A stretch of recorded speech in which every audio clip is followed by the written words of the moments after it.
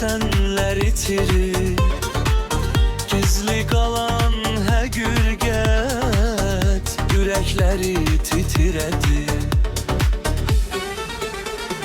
Yol gedənin deyilmi, iz qalanın deyilmi, adı qalan bu yerdə sevənlərin deyilmi?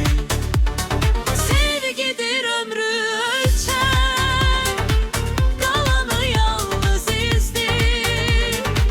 Zaman silip süpürer, sonda kalan sevgidir.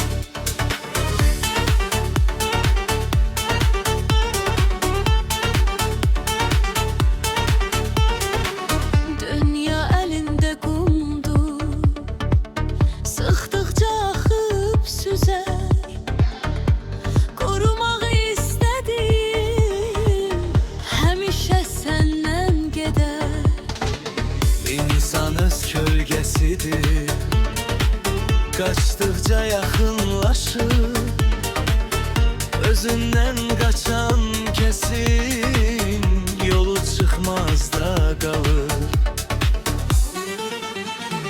Yol gedənin deyilmi, iz qalanın deyilmi, adı qalan bu yerdə sevənlərin deyilmi?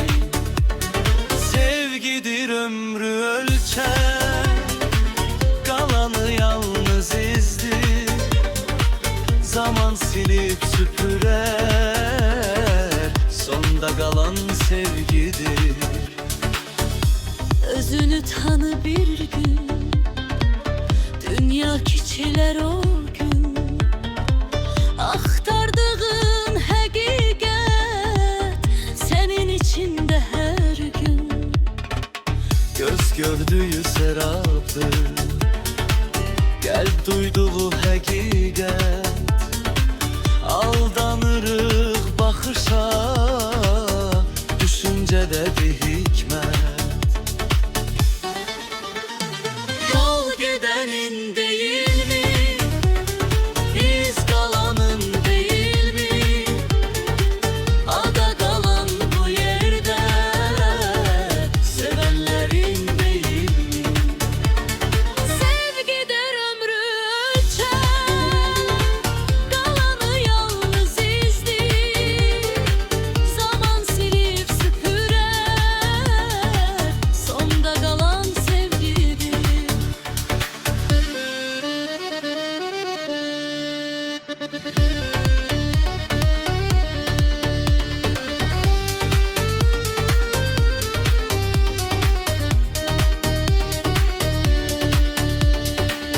Susmaq bəzən söz imiş, sözdə bəzən köz imiş.